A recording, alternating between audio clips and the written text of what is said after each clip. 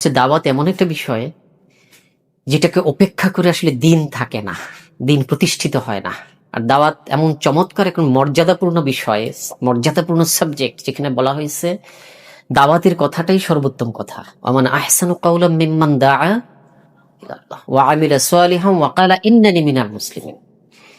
যে তার কথার চেয়ে কার কথা উত্তম হতে পারে? যে ব্যক্তি কি করে, হ্যাঁ, মান আহসানু কাওলাম মিম্মান দাআ ইলাল্লাহ, আল্লাহর দিকে মানুষকে ডাকে, ওয়া আমিলা সালিহাও, এবং এই ডাকার মধ্য দিয়ে সে আমল করে যায়। দ্যাট মিনস আপনি যদি দাওয়াত দেন তাহলে আপনার আমল ভালো হয়ে যাবে, বিশ্বাস করি তো আমরা। এবং এই প্রক্রিয়ার মধ্য দিয়ে যে ব্যক্তিটা যায় সে শেষে গিয়ে বলতে পারে যে আমি মুসলমানদের মধ্যে করতাম, ওয়াকালা ইন্নানি মিনাল।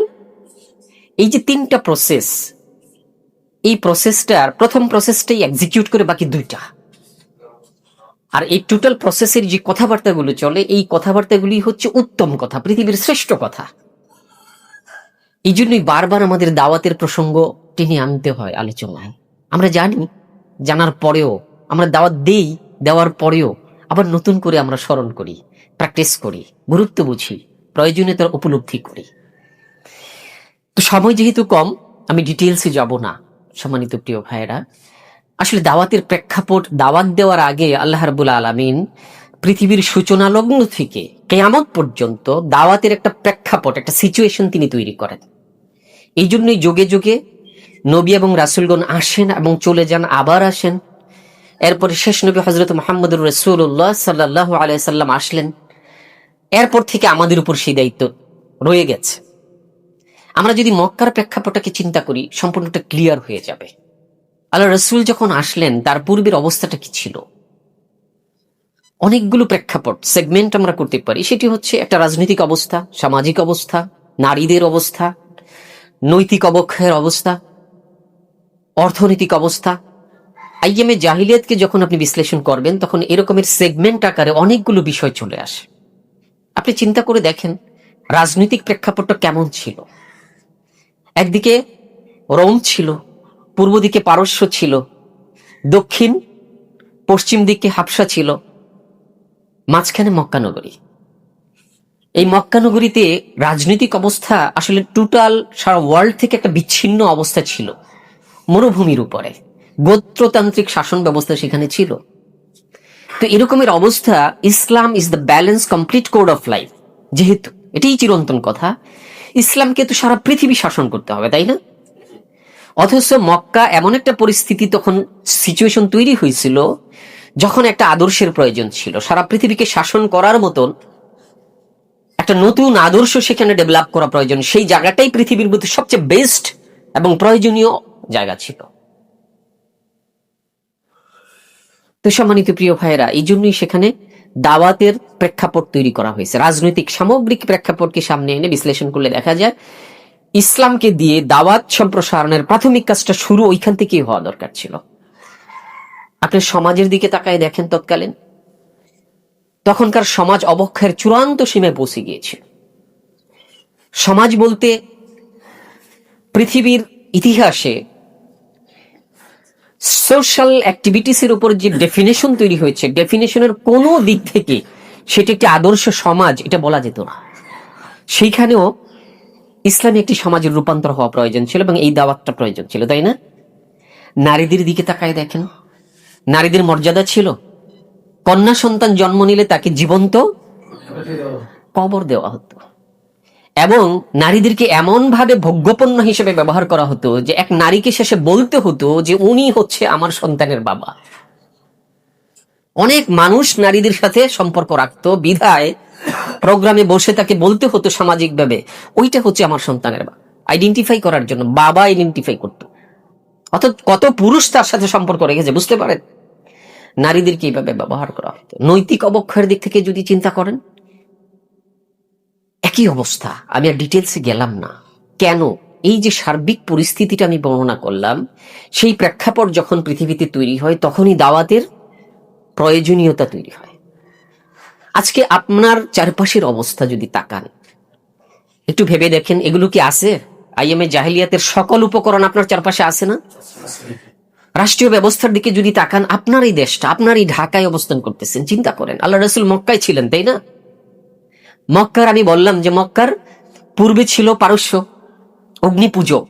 আপনার পূর্ব দিকে কারা আছে? মিয়ানমার, ভারতের 7টা অঙ্গরাজ্য, তারা কিন্তু বৌদ্ধ সম্প্রদায় বেশি আছে না? আল্লাহ রসুল মক্কা থেকে 400-450 কিলোমিটার দূরে মদিনা, তারপরে আপনার এইখান থেকে ঢাকা থেকে আপনি 400 কিলোমিটার যান, দেখেন ইসলামের জন্য অনেকটাই তুলনামূলক চিত্র উর্বর ভূমি আছে। সাতক্ষীরা, রাজশাহী, খুলনা ইসলামের জন্য বেশি অধিকতর উর্বর না? আপনি মদিনা রেঞ্জের পরে যখন যান তখন কি দেখেন? ইয়াসরিবের যে এলাকাটা, সেখানে কারা বসবাস করতো? ইয়াহুদিরা। তারা হেন কোনো কাজ ছিল না যারা তা করতো না। আমাদের এই বর্ডারটা পার হইলে কারা আছে? পার্থক্য করা যায়? পার্থক্য নাই। কিন্তু তো ইয়াসরিব পার হইলে আল্লাহ রসুল কোথায় যেতেন? সিরিয়াতে যেতেন। ব্যবসা বাণিজ্যের মূল কেন্দ্র ছিল ওখানে, তাই না? মক্কা থেকে ওখানে যেত। আমাদের ভারত পার হইলে কারা আছে? চীন আছে। আমাদের ব্যবসায়িক লিঙ্কটা তো ওখানেই আছে। এইভাবে যদি আপনি চারিদিক থেকে চিন্তা করেন, আমার মনে হয়, আমার ফিলিং যে ঢাকায় বসে থেকে আমার মনে হয় আমি মক্কা, মদিনা তৎকালীন প্রেক্ষাপটটাকে বিবেচনা করাটা আমার জন্য বেশি সহজ। দক্ষিণ এবং উত্তরে ছিল হাবশা, যেখানে মুসলমানরা হিজরত করে কিছুটা নিরাপত্তা বোধ করত। আমাদের দক্ষিণে কারা আছে? সিঙ্গাপুর, মালয়েশিয়া, কি ইন্দোনেশিয়া, মধ্যপ্রাচ্যের দেশগুলো আছে। আমরা অধিকতর নিরাপদ বোধ করি না ওদিকে? তো এইরকম একটা প্রেক্ষাপটে, দাওয়াতের প্রেক্ষাপটটা আছে কিনা আপনার জন্য? সম্মানিত প্রিয় ভাইরা, ওই সময়টায় ওই প্রেক্ষাপট যখন ছিল, তখনই আল্লাহ নবীকে পাঠালেন। পাঠায়া বললেন, ইকরা বিসমি রাব্বিকাল্লাযী খালাক। এই যে সারা পৃথিবী ব্যাপী বিপর্যয় চলতেছে, তার মধ্যখানে তোমার এলাকায় যে অন্যতম বিপর্যয়ের স্থানে পরিণত হয়েছে, এই মানুষগুলোকে স্মরণ করা এদের জন্য তুমি আগে বলো যে পড়ো, তুমি জানো। পড়ো মানে কি? তুমি জানো এই সম্পর্কে যে তোমার রব তোমাকে সৃষ্টি করেছেন। এই মেসেজটা তুমি দিয়ে দাও। কোত্থেকে মানুষকে সৃষ্টি করেছে এই সতর্ক সংকেত তাদেরকে দাও। এক বিন্দু জমাটবদ্ধ রক্তপিণ্ড থেকে তোমাকে সৃষ্টি করা হয়েছে। তুমি নাথিং, কিছুই না। খুলিকাল ইনসানি দাঈফা, মানুষকে সৃষ্টি করা হয়েছে দুর্বল প্রকৃতির করে। এই মেসেজটা দিয়ে দেওয়া। তারপর মেসেজ আসলো যে তুমি কি মানুষকে বলো যে কুলু লা ইলাহা ইল্লাল্লাহ। তুমি যে দুর্বল মানুষ, তোমার সক্ষমতা বলতে কিছুই নেই। সক্ষমতার মেইন কেন্দ্রবিন্দু হচ্ছে আল্লাহ। তাই তুমি বলো লা ইলাহা ইল্লাল্লাহ, আল্লাহ ছাড়া কোনো ইলাহ নেই। সমস্ত পাওয়ারের মালিককে আল্লাহ। তো এটা যদি, এই পয়েন্টে যদি তুমি আসতে পারো, তাহলে তুমি সফল কাম হয়ে যাবে। এরপরে আল্লাহ আস্তে আস্তে আগাচ্ছেন যে এই যে পৃথিবীর বিপর্যয় থেকে মানবতাকে রক্ষা করতে হবে, মানুষের কল্যাণ করা খুব জরুরি হয়ে গেছে। মানুষকে এই সামগ্রিক অবস্থা থেকে উত্তরণ ঘটায় আর মানুষের তাকে জান্নাতমুখী করা দরকার, এবং মানুষের মাধ্যমে মানুষের সমাজকে বসবাসের উপযোগী করা দরকার। সেই জন্য আল্লাহ চান এই মানুষদের মধ্য থেকে একটা দলকে বাছাই করে নিতে, যারা যারা উত্তম মানুষ হবে। আল্লাহ বললেন, কুনতুম খায়রা উম্মাতিন উখরিজাত লিন-নাস। আমি এই বিপর্যস্ত পৃথিবীর অসংখ্য অগণিত মানব থেকে তোমাদেরকে বাছাই করে একটি উত্তম জাতি বানাইতে চাই, উত্তম জায়গায় তোমাদেরকে রাখতে চাই, খায়রা উম্মত বানাইতে চাই, যাদের কাজটাই হবে উখরিজাত লিন-নাস। এই যে অধপতিত মানব সমাজ, বিপর্যস্ত সমাজ ব্যবস্থা, ভঙ্গুর রাষ্ট্র ব্যবস্থা, এই টোটাল বিষয়টাকে আবার নতুন করে সাজানোর জন্য, মানুষের কল্যাণের জন্য তোমাদেরকে আমি বাছাই করতে চাই, তোমাদেরকে উত্তম মানুষ বানাইতে চাই। তোমাদের কাজটা কি? তা'মুরুনা বিল মা'রুফ ওয়া তানহাউনা আনিল মুনকার। মানুষকে সৎ কাজের আদেশ দিবে। এই যে মানুষগুলো অন্যায়ের পথে দৌড়াচ্ছে, নষ্ট হয়ে গেছে, পরিবেশকে নষ্ট করছে, সমাজকে নষ্ট করছে, নারীদের মর্যাদা ক্ষুণ্ণ করছে, রাষ্ট্র ব্যবস্থাকে তছনছ করে দিচ্ছে, সেই দিক থেকে ফেরানোর জন্য এই মানুষগুলোকে সৎ কাজের আদেশ দিবে তোমরা। ওয়া তানহাউনা আনিল মুনকার, এবং অসৎ কাজ থেকে বিরত রাখবে। তাহলে আজকের যে প্রেক্ষাপট, আমাদেরকে আল্লাহ বাছাই করে এখানে এনেছেন না? আমাদের চারপাশের যে পরিবেশ, যে বিপর্যস্ত পরিবেশের সিমিলারিটি আমি উপস্থাপন করলাম, চারদিকে যারা আছে সেই জায়গায় আল্লাহ রাব্বুল আলামিন আমাদেরকে বাছাই করে এই জায়গায় এনেছেন, এই জন্য তিনি আমাদেরকে খায়রে উম্মতের অন্তর্ভুক্ত করতে চান। আলহামদুলিল্লাহ। আমাদের মূল কাজ হবে তা'মুরুনা বিল মা'রুফ ওয়া তানহাউনা আনিল মুনকার। মানুষকে সৎ কাজের আদেশ দিতেই থাকবো, অসৎ কাজ থেকে ফিরিয়ে রাখতে মানুষকে বাধ্য করব। আল্লাহ রাসূল সতর্ক করে আমাদেরকে বললেন যে তোমাদেরকে যে আল্লাহ বাছাই করেছেন, সেই বাছাইকৃত মানুষদেরকে আমি বলছি, ইন্নান নাসা ইযা রাআউল মুনকার, এই মানুষেরা যখন সমাজে দেখে অন্যায় কাজ হচ্ছে, মুনকার কাজ হচ্ছে, খারাপই চলছে, লা ইউগাইয়িরুনাহু আও শাকা, অথচ যেই কাজের জন্য তোমাদেরকে বাছাই করা হয়েছিল তোমরা এই অন্যায়কে রুখে দিলে না, তার সংশোধনের জন্য নিরন্তর প্রচেষ্টা চালাইলা না, আইয়াউম্মাহুমুল্লাহু বিইকাবিহি, তাহলে জেনে রাখো এই অপরাধের কারণে তোমাদের উপরে ইকাব নামক শাস্তি চলে আসবে। আউযু বিল্লাহ। আমরা কি এরকম শাস্তি আশা করি, চাই? প্রিয় ভাইরা, কতক্ষণ পর্যন্ত চলবে? এই বাছাইকৃত মানুষদেরকে লক্ষ্য করে আল্লাহ রাসূল বলছেন, মা মিন রাজুলিন ইয়াকুনু ফি কওমিন, একটা সমাজের মধ্যে যতক্ষণ পর্যন্ত এইভাবে একটি মানুষও থাকবে, ইয়ামালু ফিহিম বিল মাআসি, যে ব্যক্তিটা সমাজে অন্যায়, অবিচার, জুলুম, এই ধরনের মুনকার কাজ করে বেড়ায়, ইয়াকদিরুনা আলা আইয়ুগাইয়িরু আলাইহি, অথচ তোমাদেরকে নির্ধারণ করা হয়েছিল খায়রে উম্মত হিসাবে, বাছাই করা হয়েছিল, তোমাদের ক্ষমতা ছিল, ফালা ইউগাইয়িরুহু, কিন্তু তোমরা এই ক্ষমতার প্রয়োগের মাধ্যমে সমাজ থেকে এই অন্যায়গুলো দূরীভূত করো নাই, মুনকার কাজ দূরীভূত করার জন্য চেষ্টা সাধনা করো নাই। এই অপরাধের কারণে ইল্লা আসাবাহুমুল্লাহু বিআযাবিম মিন ক্বাবলি আইয়ামুতু, তোমাদেরকে বাছাই করার পরেও তোমাদের মৃত্যুর পূর্বে এই অপরাধের কারণে তোমাদেরকে শাস্তির মুখোমুখি করা হবে। কত কঠিন কথা না আল্লাহ রাসূলের? তাহলে এই কাজের মূল কাজটা কি আমাদের দাওয়াতি কাজ? মানুষকে সৎ কাজের আদেশ দিতে থাকা, অসৎ পথ থেকে ফিরিয়ে রাখা। আল্লাহ রাসূল আরো কঠিন করে বলেছেন, আল্লাহি, আল্লাহর শপথ করে বলছে, কাল্লা, কখনো নয়, তোমরা যে ধারণা করে বসে আছো, অলস হয়ে বসে আছো, আমার ভাই বলেছেন, ইল্লা তানফিরু, যদি তোমরা ময়দানে নামো, ইউআযযিবুকুম আযাবান আলিমা, কঠিন শাস্তি দেওয়া হবে, বলা হয়েছে না এখানে? অনুরূপভাবে আল্লাহ রাসূল বলছেন, কাল্লা, কখনো নয়, সাবধান হয়ে যাও, আমি তো তোমাদেরকে বাছাই করেছি মানুষকে দাওয়াত দেওয়ার জন্য, মানুষকে সৎ পথে ডেকে আনার জন্য, অসৎ পথ থেকে ফিরিয়ে রেখে সমাজটাকে সুন্দর করার জন্য, রাষ্ট্রটাকে গঠন করার জন্য, বাংলাদেশের 18 কোটি মানুষকে প্রশান্তি দেওয়ার জন্যই তোমাদেরকে বাছাই করা হয়েছে। আল্লাহি, আল্লাহর শপথ করে বলছি, লা তা'মুরুন্না বিল মা'রুফ, অবশ্যই অবশ্যই তোমরা যেহেতু এই দায়িত্ব পেয়েছো, অবশ্যই মানুষকে সৎ কাজের আদেশ দিতে থাকো, ওয়ালা তানহাবুন্না আনিল মুনকার, এবং যারা অন্যায় কাজ করে বেড়াচ্ছে, মুনকার কাজ করে বেড়াচ্ছে, তাদেরকে এই কাজ থেকে ফিরিয়ে রাখতে বাধ্য করো। ওয়ালা তা'খুযুন্নাহু আলা ইয়াদাইস সালিমিন, যে ব্যক্তিটা সমাজে, রাষ্ট্রে জুলুম করে বেড়াচ্ছে, সেই জুলুমকারীকে তুমি প্রতিরোধ করো। ওয়ালা তা'তুরুন্নাহু আলাল হাক্কি আতরান, এবং তাকে ন্যায় এবং সঠিক পথে আনতে বাধ্য করো। ওয়ালা তাকসুরুন্নাহু আলাল হাক্কি কাসরান, এবং সেই ন্যায় ও সঠিক পথে তাকে অবিচল রাখতেও তাকে বাধ্য করো। আও, যদি তোমরা এটা না করো, তাহলে লা ইয়াদরিবান্নাল্লাহ বিকুলুবি বা'দিকুম আলা বা'দ, তাহলে তোমরা যে একত্রিত হয়েছ, তোমাদেরকে যে আমি বাছাই করেছি খায়রে উম্মত হিসেবে এই কাজ করার জন্য, তোমরা যে দাবি করো তোমরা ভাই ভাই, ইন্নামাল মুমিনুনা ইখওয়াহ, এবং আমি যে বলেছিলাম ফাসলিহু বাইনা আখওয়াইকুম, তোমাদের ভ্রাতৃত্বের বন্ধনকে আরো সুদৃঢ় করো দাওয়াতি কাজের মাধ্যমে। কারণ তোমরা একসময় শত্রু ছিলে, ঈমান আনার কারণে, সিদ্ধান্ত গ্রহণ করার কারণে, বাছাই করে এই জায়গায় আনার কারণে, ফাআল্লাফা বাইনা কুলুবিকুম, তোমাদের অন্তরগুলোকে আমি জোড়া লাগাই দিয়েছিলাম, আমিই জোড়া লাগাই দিয়েছিলাম।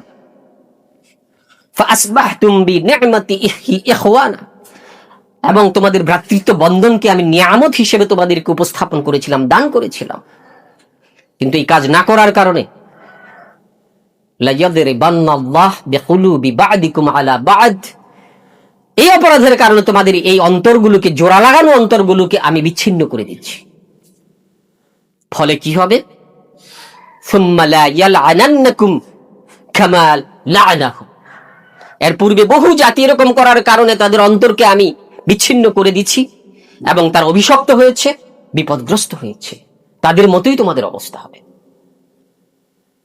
আরেকটা হাদিসে বলছে, তোমরা এই কাজটা যদি না করো তাহলে লা ইউশিকান্নাল্লাহ আইয়াবআসা আলাইকুম ইকাবাম মিনহু। এই কাজ না করার কারণে তোমাদের উপর আল্লাহর পক্ষ থেকে ইকাব নামক শাস্তি আসবে।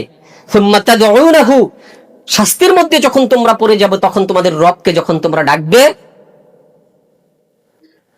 ফালা ইউস্তাজাবু লাকুম, তোমাদের ওই ডাকে তখন আর আল্লাহ সাড়া দিবেন না। কত ভয়ঙ্কর একটা পরিস্থিতির ভিতরে আমরা আছি।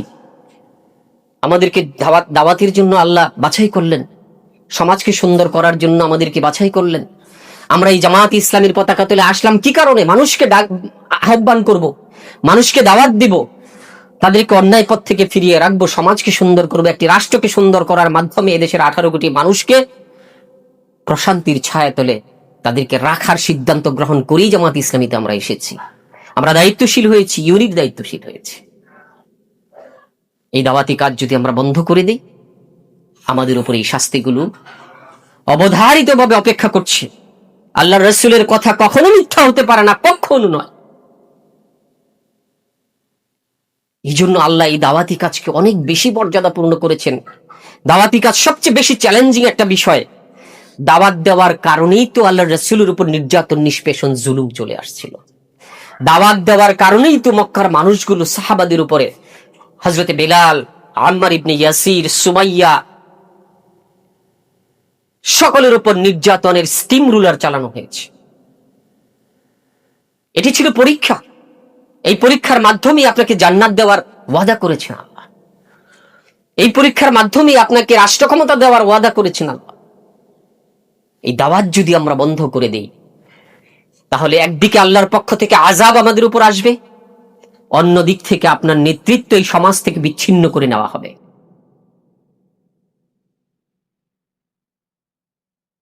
আমরা কি এটি চাই? প্রিয় ভাইরা, দাওয়াতের মর্যাদার দিকে যদি আমরা তাকাই, আল্লাহ রাসূল বলেছেন, আল আমরু বিল মা'রুফি সাদাকাতুন। আপনারা যত আমরু বিল মা'রুফ, মানুষকে সৎ পথের দিকে আহ্বান করতে থাকবেন, এটা সাদাকা। ওয়ান নাহয়ি আনিল মুনকার সাদাকাতুন, মানুষকে অন্যায় পথ থেকে, অসৎ পথ থেকে ফিরিয়ে রাখাটাও হচ্ছে সাদাকার অন্তর্ভুক্ত। আল্লাহ রাসূল বলেছেন, আল্লাহি, আল্লাহর শপথ করে বলছি, আইয়ুহদা বিকা রাজুলুন ওয়াহিদুন, আপনার দাওয়াতি কাজের মধ্য দিয়ে যদি একটি মানুষও হেদায়েত পেয়ে যায়, খায়রুল লাকা মিন হুমরিন নাআম, তাহলে আপনার জীবনে এটা এমন উপহার যে একটি লাল ওটের চেয়েও সেটা উত্তম। আইয়ামে জাহিলিয়াতের যুগে একটা লাল ওটের মর্যাদা ছিল বর্তমানে একটা এয়ারবাসের মতো, তার চেয়েও বেশি। আল্লাহ রাসূল ওইটার দিয়েই উদাহরণটা দিয়েছেন যে তোমার দাওয়াতের মাধ্যমে যদি একটা মানুষও হেদায়েত পেয়ে যায়, তাহলে তোমার প্রাপ্তি হচ্ছে একটা লাল ওটের চেয়েও বেশি। আমরা এমন একটা প্ল্যাটফর্ম পেয়েছি প্রিয় ভাইরা, অজস্র দাওয়াত দেওয়ার সুযোগ আমাদের আছে, মেকানিজম আছে, পদ্ধতি আছে, প্রশিক্ষণের মধ্যে আমরা আছি, কিন্তু আমরা অলসভাবে বসে আছি। এই অলসতার কারণে আল্লাহ না করুন আমাদের উপর কোনো গজব নেমে আসে, এটা আমরা কেউ চাই না। আমার সুযোগ আছে দাওয়াত দেওয়ার, আল্লাহর কথা বলার, কোরআনের কথা বলার, মানুষের কাছে চলে যাওয়ার, কিন্তু করলাম না। সেদিন আল্লাহ কিয়ামতের দিন কি বলবেন জানেন? মা মানাআকা আন তাকুলু ফীহি, কিসে তোমাকে বারণ করেছিল যে তুমি সুযোগ ছিল তোমার কথা বলার, আমার দ্বীনের কথা বলার, আমার কোরআনের কথা বলার, রাসূলের কথা বলার, মানুষকে সৎ পথে আহ্বান করার, কিসে তোমাকে বারণ করছে? অথচ তোমাকে বাছাই করেছিলাম এই কাজের জন্য। সেদিন আমরা এই অপরাধের কারণে আল্লাহর কাছে কি বলবো জানেন? রব্বি খাশিতুন নাস, হে আল্লাহ, হে আমার রব, আমি তো এই সমাজের মানুষগুলোকে ভয় করতাম, কি মনে করে, দাওয়াত দিলে কি বলে, কিভাবে নেয়, বা এই প্রেক্ষাপটে আমি ইনসিকিউর ফিল করেছি। সাথে সাথে আল্লাহ বলবেন ওয়া আনা আহাক্কু আইয়ুখশা, হে বান্দা, আমি তো বেশি হকদার ছিলাম ভয় পাওয়ার। তুমি কেন এই সমাজকে ভয় করেছো, পরিবেশকে ভয় করেছো, মানুষকে ভয় করেছো? কোনো জবাব থাকবে আমাদের? সম্মানিত প্রিয় ভাইরা, আসুন, আমার সময় নাই, 4 মিনিট সময় আছে, আসুন না আমরা নতুন করে চিন্তা করি যে আল্লাহ রাব্বুল আলামিন আমাদের এই পৃথিবী, এই সমাজ টোটালটাকে পরিবর্তনের হাতিয়ার হিসেবে আমাদেরকে বাছাই করেছেন। এর চেয়ে ভাগ্যবান আর কেউ পৃথিবীতে আছে? ফলশ্রুতিতে জামায়াতে ইসলামীতে এসে শুধু আসেই নাই, আমরা দায়িত্বশীল হয়েছি। আল্লাহ রাসূল বলতেছেন, এই যে তোমাদেরকে বাছাই করেছে, আলা কুল্লুকুম রাইন ওয়া কুল্লুকুম মাসউলুন আন রাইয়াতিহি, তোমরা প্রত্যেকেই প্রত্যেকের জায়গায় নিজ নিজ দায়িত্বশীল হিসেবে নির্ধারিত হলে, এবং এই দায়িত্বের ব্যাপারে আখিরাতে আদালতে তোমাকে জিজ্ঞেস করা হবে। সুতরাং প্রিয় ভাইয়েরা, আমরা যদি সিদ্ধান্ত নিতে পারি যে দাওয়াতটা হচ্ছে পৃথিবীর শ্রেষ্ঠ কথা, দাওয়াতের কথাই সে চমৎকার কথা এবং আল্লাহ এটার সার্টিফিকেট দিচ্ছেন, সেই দাওয়াতি কাজটা যদি আমরা নিরন্তর প্রচেষ্টা চালিয়ে সমাজে আমরা করে যেতে পারি, তাহলে আল্লাহ আমাদেরকে বরকত দান করবে। এবং এই কাজটা যদি করি, তাহলে কর্মী গঠনের পদ্ধতি এবং কৌশল আমাদের এমনি জানা হয়ে যাবে। আপনারা জানেন না কর্মী কিভাবে গঠন করতে হয়? কি বলেন, জানেন না? জানেন, আমার চেয়ে ভালো জানেন, কারণ আপনারা ময়দানে কর্মীদেরকে নিয়ে কাজ করেন। কি কৌশলে কাজ করবেন সেটাও আপনারা জানেন। শুধু আমি একটা বা দুটো আয়াত বলে শেষ করছি। এই যে বললাম ওমান আহসানু কাওলাম মিম্মান দাআ, এরপরই বলা হয়েছে যে ওয়ালা তাস্তাবিল হাসানাতু ওয়ালা সাইয়্যাহ, ভালো এবং মন্দ কখনো কি হইতে পারে না। সেই ভালোটা কি? ইদফা বিল্লাতি হিয়া আহসান, তুমি মানুষকে আল্লাহর পথে এমন ভাবে ডাকো যেটা উত্তম পদ্ধতি। ফাইদাল্লাযী বাইনাকা ওয়া বাইনাহু আদাওয়াতু, যদি এরকম পদ্ধতি তুমি অবলম্বন করো, তাহলে দেখবে যে তোমার যে চরম শত্রুটা আছে, কাআন্নাহু ওয়ালিয়্যুন হামীম, সে তোমার অন্তরঙ্গ বন্ধুতে পরিণত হয়ে যাবে।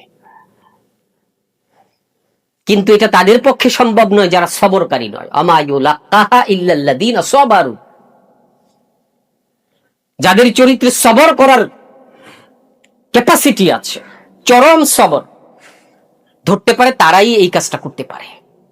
যে আপনার চরম শত্রুর সাথে এমন একটা পদ্ধতিতে দাওয়াত দিবেন যে আপনার চরম বন্ধুতে পরিণত হয়ে যাবে। পারবো না ইনশাআল্লাহ আমরা? সম্মানিত প্রিয় ভাইরা, আরেকটি আয়াত হচ্ছে উদউ ইলা সাবিলি রাব্বিকা বিল, তোমরা আল্লাহর রাস্তায় মানুষকে ডাকো বিল হিকমা, হিকমার দ্বারা। হিকমা কি? প্রজ্ঞা, বিচক্ষণতা। হিকমা অনেক উন্নত মানের একটা গুণ। আল্লাহ বলছেন হিকমার ব্যাপারে একটা আয়াতে, ইউতিল হিকমাতা মাইয়াশা, আমি যেহেতু তোমাদেরকে বাছাই করেছি এই কাজের জন্য, এদের মধ্যেও আমার যাকে ইচ্ছা তাকে আমি হিকমা দান করি। এটা আল্লাহর ইচ্ছা হইতে হয় যে আপনাকে আমাকে হিকমা দিবেন কিনা।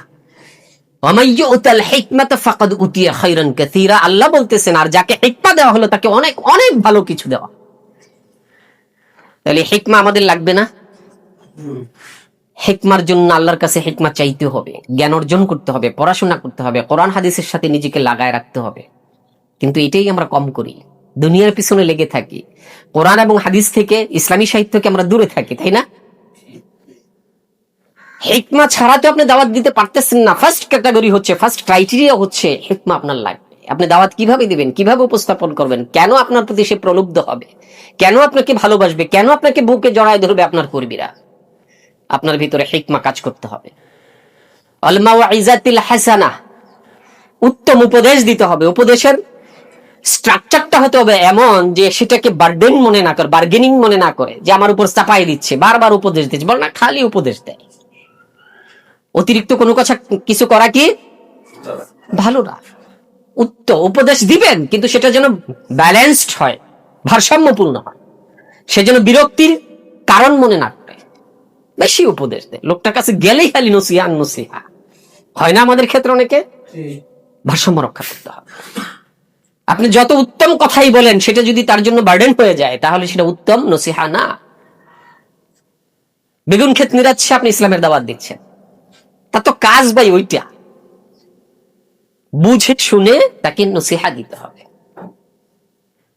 তারপরে কি, ওয়াজাদিলহুম বিল্লাতি হিয়া আহসান, যেটা বললাম, ফাইদাল্লাযী বাইনাকা ওয়া বাইনাহু ইদফা বিল্লাতি হিয়া আহসান, তাই না? উত্তম উপায়ে তাকে দাওয়াত দাও। বিতর্ক মানে আমাদের বাংলা বিতর্ক না। আপনি জ্ঞান, মেধা, বিচক্ষণতা, প্রজ্ঞা, হিকমার সাথে তার সাথে কি করেন? কথা বলেন। তাহলে এই যে পদ্ধতিগুলো যদি আমরা অবলম্বন করি, তাহলে আমাদের কর্মীরা আমাদেরকে ভালোবাসবে না, কর্মীরা অ্যাক্টিভ হবে না। প্রিয় ভাইয়েরা, আমি আর কথা আমার দীর্ঘায়িত করতে চাই না, 1 মিনিট বেশি হয়ে গেছে। আবার যদি কখনো দেখা হয়, ইনশাল্লাহ কথা বলবো, শুনবো। তো আমরা চাই যে আমরা যেহেতু ইউনিট দায়িত্বশীলরা এখানে এসেছি, এইখান থেকে যাওয়ার পরে যেন আমাদের হৃদয়ের ভিতরে, আমি সহ আমাদের হৃদয়ের ভিতরে অতটুকু ফিলিংস আসে যে আমাদেরকে মহান কাজের দায়িত্ব দিয়ে আল্লাহ রাব্বুল আলামিন আমাদেরকে দুনিয়াতে পাঠাইছেন। তার চেয়ে বড় কথা হচ্ছে, আল্লাহ আমাদেরকে বাছাই করে বাংলাদেশ জামায়াতে ইসলামীর পতাকা তলে সমবেত করেছেন। তার চেয়েও বড় কথা, আমাদেরকে একটা মহল্লার, একটা এরিয়ার দায়িত্ব দিয়েছেন। আমরা ইউনিট সভাপতি, তাই না? ইউনিটের দায়িত্বশীল। অর্থাৎ এতগুলো দায়িত্ব আমাদের কাছে আল্লাহ রাব্বুল আলামিন পৌঁছে দিয়েছেন। আমরা যেন এই হক আদায় করে ময়দানে দাওয়াতি কাজের সম্প্রসারণ করতে পারি, পৃথিবীর শ্রেষ্ঠ কাজটাই যেন আমরা করতে পারি, এবং আমাদের কর্মীদেরকে অ্যাক্টিভ করে এই ময়দানমুখী রাখতে পারি, তাদেরকেও দাঈল আল্লাহ বানাতে পারি, তারাও যেন এই দাওয়াতের কাজটা করতে পারে। তাহলে আমাদের এই সমাজ, আমাদের পরিবার, আমাদের সমাজ, আমাদের রাষ্ট্রটাকে মেরামত করে এদেশের 18 কোটি মানুষকে আমরা একটি শোষণমুক্ত, দুর্নীতিমুক্ত, জুলুম থেকে নিষ্কৃতি দিয়ে একটা সুন্দর পরিশীলিত সমাজ ব্যবস্থা আমরা এই 18 কোটি মানুষকে উপহার দিতে পারবো। সেই প্রত্যাশা নিয়ে আমরা কাজ করে যাচ্ছি। এই প্রত্যাশার বাস্তবায়ন যেন আমরা সবাই মিলে একসাথে করতে পারি, এবং সেদিন আখিরাতে আদালতে যখন যাব, কিয়ামতের দিন, আল্লাহ যেন আমাদেরকে এইভাবে ডাক দেন, ইয়া আইয়ুহান নাফসুল মুতমাইন্নাহ, হে প্রশান্ত চিত্ত অনুগত আত্মা, ইরজিই ইলা রাব্বিকা রাদিয়াতাম মারদিয়া, তোমার পূর্বে যারা আমার এখানে এসেছে তাদের সাথে শান্তির সীমারেখার ভিতরে তুমি প্রবেশ করো। ফাদখুলি ফি ইবাদি, এবং ওই দাসদের সাথে মিলিত হও যারা তোমার এই কাজটা, তুমি যে এই কাজ করে আমার কাছে এখানে সফলতা পেলে, তোমার পূর্বে তারা এসে ওইখানে বসে আছে, সেই দাসদের সাথে মিলিত হও। ওয়াদখুলি জান্নাতি, এবং তাদের সাথে মিলিত হয়ে তুমি জান্নাতে চলে যাও। সেই প্রত্যাশা ব্যক্ত করি আমার আলোচনা শেষ করছি। আসসালামু আলাইকুম ওয়া রাহমাতুল্লাহি ওয়া বারাকাতুহু।